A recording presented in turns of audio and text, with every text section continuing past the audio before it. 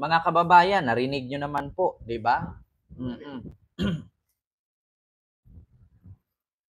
Oo. So ngayon, dito naman tayo mga kababayan kay Bongo. Ito, actually mga kababayan, hindi ito imbento, hindi ito kwento. Mga kababayan. Dito tayo kay Bongo. Speaking of Bongo. So, si Bongo, alam naman natin na number one ito sa survey, nangunguna sa survey. Ngunit, sapagkat bagamat subalit di umano, number one sa survey, meron namang kasong nag-aabang. Aanhin natin yung number one ka sa survey. Kailangan lang talaga maging number one ka at mangunguna ka kasi kailangan mong manalo. Kasi pag hindi ka manalo, ito na, plunder ang nag-aantay sa iyo sa halagang 6 billion infrastructure project. Nako, kailangan po. Ma'am Elidel Balseta, hello po.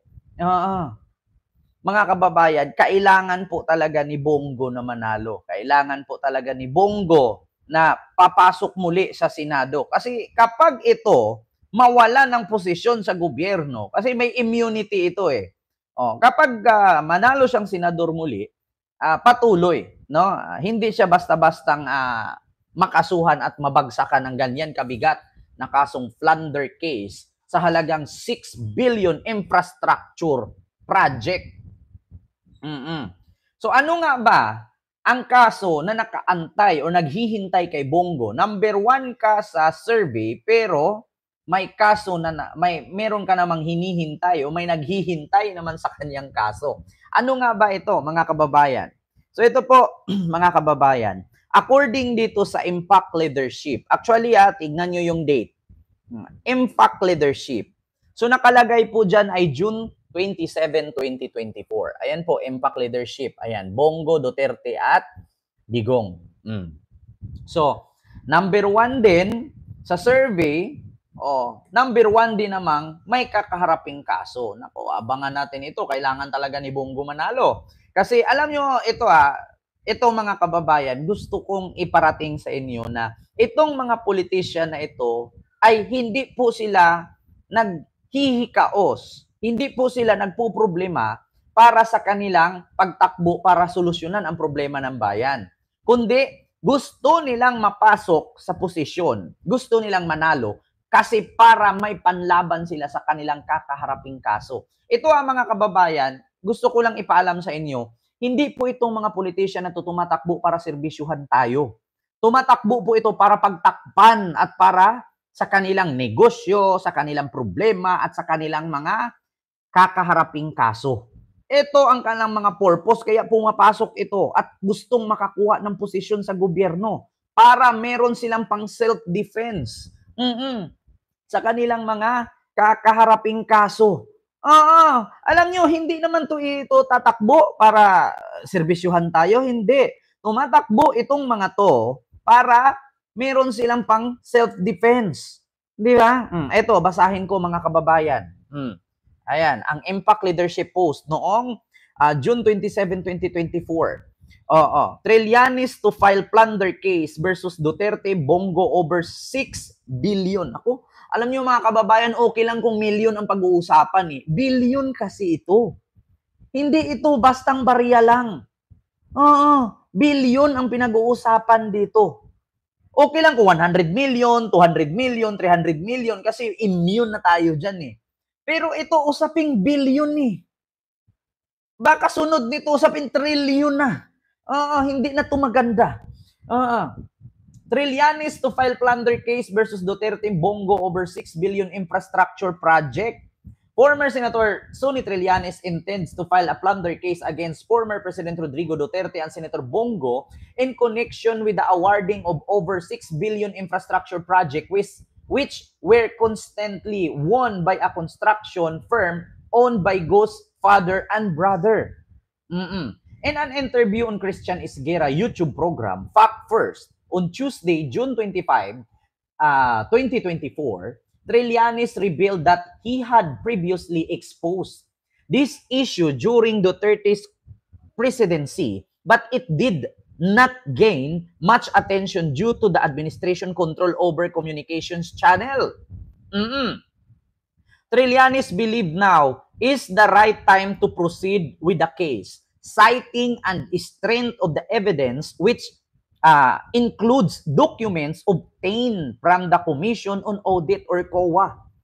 Di ba? So ito po mga kababayan, ang sabi ni Senador Antonio Trillanes, magpa-file po ako ng plunder case sa kanila, kay Duterte tsaka kay Bongo.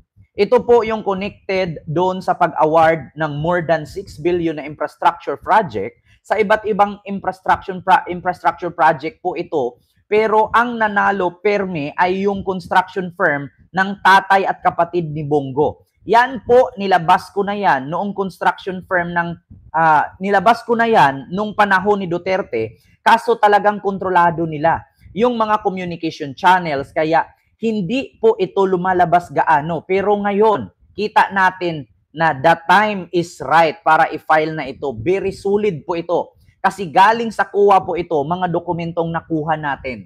Sabi ni Senador Antonio Trillanes. Ngayon, bakit nga ba makakasuhan si Bongo at si Duterte dito ng plunder according kay Senador Antonio Trillanes? So ito na, number 1 si Bongo pagka-senador, pero meron namang kasong nag-aabang. Ngayon, kailangan talaga ni Bonggong manalo para mapagtakpan niya itong plunder case na to. Bakit nga ba? Pasok sila at makasuhan sila ng plunder. Kasi meron po tayong batas, mga kababayan sa Pilipinas. Pwede nyo pong i-search kung ano po ang artikulo ng batas na ito or Republic Act na nagsasaad na kapag ikaw ay isang government employee or isang public servant, bawal ka pong humawak ng proyekto ng gobyerno kasi ikaw po'y nagtatrabaho sa gobyerno. Meron po kasi tayong batas na ganyan, mga kababayan, na pinagbabawal po sa mga public servant or mga government employee na kapag ikaw may negosyo na infrastructure project or construction company, ay bawal ka pong humawak ng proyekto mula sa gobyerno kung ikaw ay public servant. So, maaari ka pong makasuhan, no, or madimanda pagdating sa ganito, labag po sa batas yan. Na kapag ikaw, ulitin ko, meron po yang batas sa ating bansa. Hindi ko po alam kung anong artikulo, kayo na lang po ang mag-research or kayo na lang po ang magtanong kung may mga abogado kayong kakilala kung ano nga ba ang tawag sa batas na ito. Anong artikulo? Anong section 1, 2, 3, 4, 5 ba yan? Sa saligang batas na kapag ikaw ay public servant or government employee, bawal kang humawak ng anumang proyekto na may kaugnayan sa gobyerno.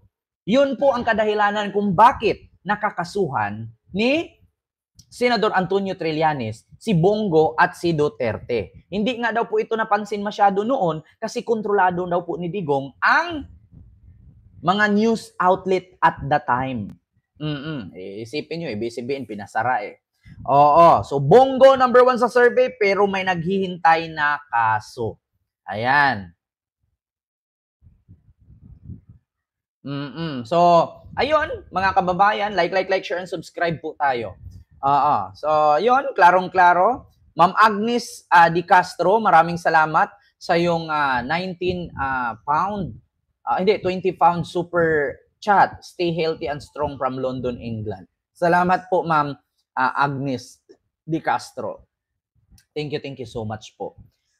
So, yun po, mga kababayan, nakita nyo naman po, klarong-klaro nyo naman po, na hindi po tayo fake news at hindi po tayo gumagawa-gawa ng kwentong pagong, kwentong barbero at mga hindi totoong kwento. Kasi ito naman po, bawat live natin, meron po tayong pinapakita na mga sources, either news outlet or mga post, no, na may kaugnayan. At mismo puntahan ninyo ang page ni Senador Antonio Trillanes. Siya po mismo ang nangunguna sa pag-file ng kasong plunder case laban kay Bongo at kay dating presidenteng Duterte na 6 billion infrastructure project sa Davao City. So yun lamang po, mga kababayan.